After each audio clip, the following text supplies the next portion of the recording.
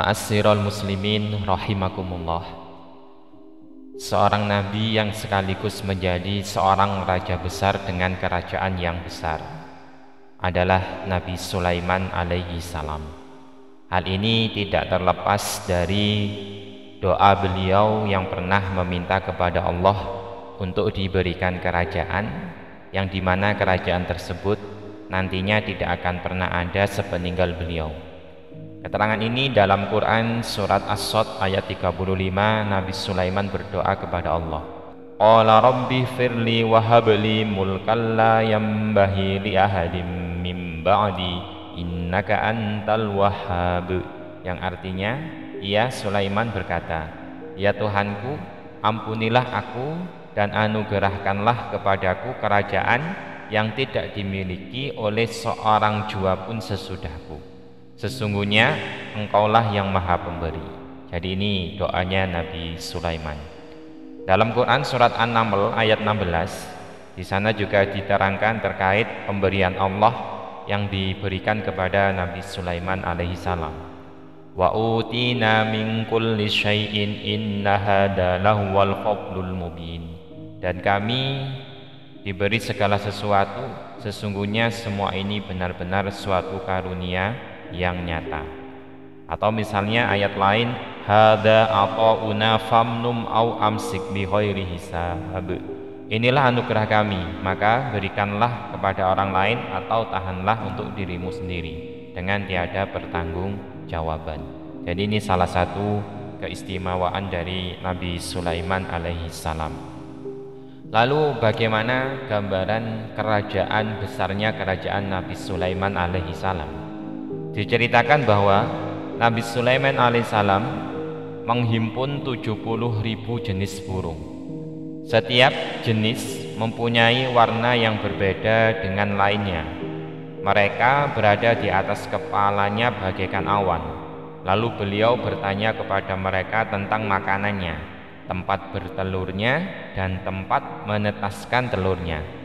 Lalu mereka menjawab, di antara kami ada yang bertelur dan menetaskan di udara, ada yang menetaskan di sayapnya, ada yang menetaskan di paruhnya, ada yang tidak melakukan perkawinan dan tidak bertelur tapi keturunannya terus berlangsung. As-Sadi berkata, permadani Nabi Sulaiman berasal dari tenunan jin dan terbuat dari sutra dan emas. Beliau membawai tentara, binatang melata, kuda, unta, semua manusia dan jin, binatang liar dan burung. Tentaranya sepanjang 1 farsah. 1 farsah itu sama dengan 8 km. Dan diikuti 1 juta farsah lagi. Jadi diikuti 1 juta farsah. Jadi 8 km dikali 1 juta panjangnya. Beliau dapat berjalan di antara langit dan bumi dekat awan. Beliau dapat pergi kemanapun dengan cepat atau lambat sesuai dengan keinginannya. Jadi ini salah satu mukjizatnya Nabi Sulaiman, bahwasanya Nabi Sulaiman ini bisa menundukkan angin. Ini mukjizatnya Nabi Sulaiman. Kalau dalam Quran itu kan ayatnya Wali Sulaiman ar-riha huduha syahru wa rawahu wa syahru wa asalna lahu ainal qitr. Itu kalau di Qurannya. Itu Nabi Sulaiman. Beliau dapat pergi kemanapun dengan cepat atau lambat sesuai keinginannya. Sedangkan angin meskipun bertiup sangat kencang tidak merusak pepohonan, tanaman dan yang lainnya. Jika seseorang bercakap-cakap dengannya, angin itu yang menyampaikan ke telinga beliau. Beliau mempunyai kursi yang terbuat dari emas yang dihiasi dengan yakut dan permata. Di sekelilingnya ada beribu kursi. Ada yang mengatakan 600.000 kursi yang ditulisi nama-nama ulama, menteri dan pembesar Bani Israel. Tentaranya sepanjang 100 farsah, yang 25 farsah untuk manusia, yang 25 farsah lainnya untuk jin, yang 25 farsah lainnya untuk binatang liar, sedang yang 25 farsah lainnya untuk burung. Di antara tugas jin adalah mengambil intan dan permata dari laut. Di dapurnya 100.000 lembu dimasak setiap hari. Meskipun demikian, beliau hanya makan roti terbuat dari beras syair dari hasil buatannya sendiri. Diceritakan bahwa suatu hari beliau naik di atas permadani pada pawai yang besar, serta melihat apa-apa yang diberikan dan dijinakkan oleh Allah kepadanya. Hal ini membanggakan kepadanya, lalu beliau merasa bangga.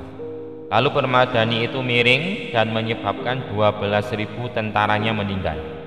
Lalu beliau memukul permadani itu dengan tongkat yang beliau bawa dan berkata, "Tegaklah hai permadani." Permadani itu menjawab, "Kalau engkau tegak juga hai Nabi Sulaiman." Nah, maka beliau mengerti bahwa permadani itu diperintah. Lalu beliau bersujud kepada Allah Subhanahu wa taala sambil memohon maaf atas apa yang beliau lakukan. Makanya dalam beberapa ayat Nabi Sulaiman juga menyampaikan, hada min fadli rabbi liyabluwani aashkuru am akfur. Jadi pemberian Allah kepada Nabi Sulaiman itu termasuk anugerah dari Allah. Untuk apa? Untuk mengujiku apakah aku ini menjadi orang yang kufur atau menjadi orang yang syukur. Itu Nabi Sulaiman, gambaran kerajaan Nabi Sulaiman alaihissalam. Wallahu a'lam.